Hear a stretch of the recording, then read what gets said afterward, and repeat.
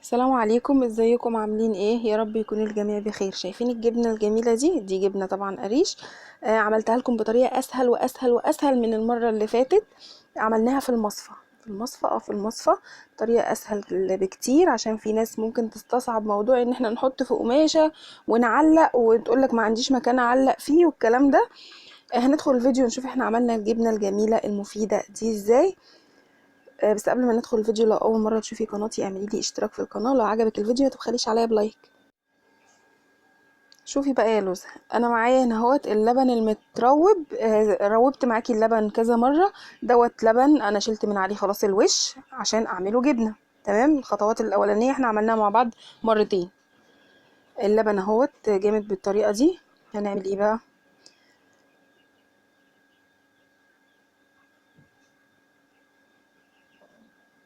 هجيب مصفى، تمام، وصينيه كده او حله او اي حاجه تحتيها علشان الشرش اللي هينزل.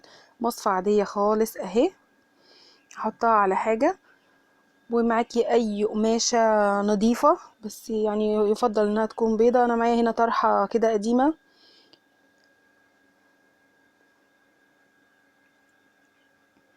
هحط الطرحة او القماشة او اي حاجة كده جوه المصفى. هرش شوية ملح.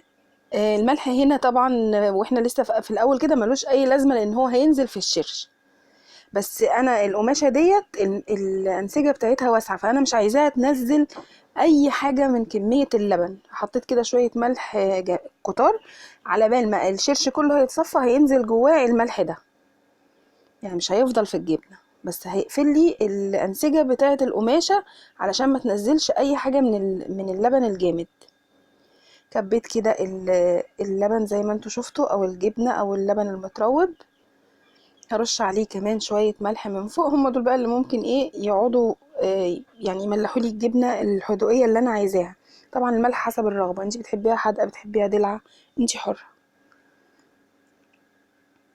هسيب الجبنة بتاعتي زي ما هي كده، هو ساعة ساعتين لغاية ما يتصفى الشرش بتاعها. تمام، بعد كده هنرجع نشوف احنا هنعمل فيها ايه.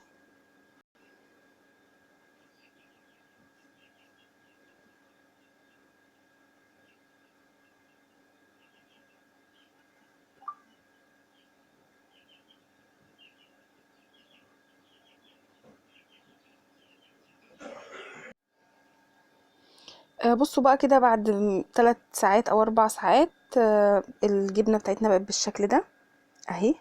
والشرش اهو نزل كله زي ما انت شايفة، مفيش ولا نقطة لبن متجمد في الشرش. ده من ايه؟ من حبة الملح اللي انا حطيتهم على القماش. بصي بقى، انا عايزة اعمل الجبنة بتاعتنا رول، يعني عشان تاخد شكل الجبنة. عايزة تسيبيها كده وتقطعيها بالسكينة وتاخدي منها بالحتة كده، انت حرة. بس يعني انا عايزة اديكي شكل الجبنة العادية رول عادي. هاتني كده وهضغط عليها. اضغطي عليها هي هتعترف لوحدها.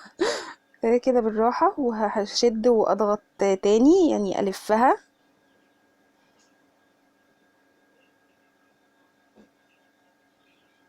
الطريقة دي سهلة جدا وهتعجبك. وياريت دايما تعملي الجبنة القريش في البيت، احسن بكتير من الجبنة اللي هي اللي فيها كلها دهون مهدرجة وضررها ما فيهاش اي نفع. طبعا هي كلها ضرر بس. الجبنة القريش جميلة ومفيدة، عندك اطفال مفيدة، عندك ناس كبار في السن برضو مفيدة. ربنا يعافينا لو اي حد عنده مثلا حاجة في الكبد او حاجة. فهي كويسة جدا، وكمان لنقص الكالسيوم كويسة. بصي انا لفيتها رول كده. بس خلاص كده انا هسيبها لبكره، يعني لتاني يوم، وبعدين هوريها لكم شكلها هيبقى ايه. كده خلاص الجبنه بتاعتنا كده تاني يوم. آه شوفي بقى، هنفتحها ونشوفها مع بعض. احلى جبنه ممكن تعمليها وسهله جدا. ولا علقنا ولا حطينا صينيه تقعد تنقط وتطرطش. الطريقه دي جميله وبالنسبه لي سهله جدا، كمان عن الطريقه الاولانيه، وان شاء الله هتعجبك، جربيها. بصي اهي جبنه رول عادي اهي. قطعيها بقى الخرطة اللي تريحك، كبيرة صغيرة طويلة رفيعة، زي ما تحبي. الجبنة دي بتبقى عاملة زي الزبدة، لان احنا طبعا شايلين منها الوش بتاع اللبن، بس مش شايلينه زي الجبنة اللي بتشتريها من بره او من السوق بتبقى معدومة العافية. دي برضو طعم الزبدة كده وطعم الكريمة بيبقى لسه فيها، وبتبقى لذيذة، وكمان قوامها بتبقى ناعمة كده زي يعني قريبة للكريمي.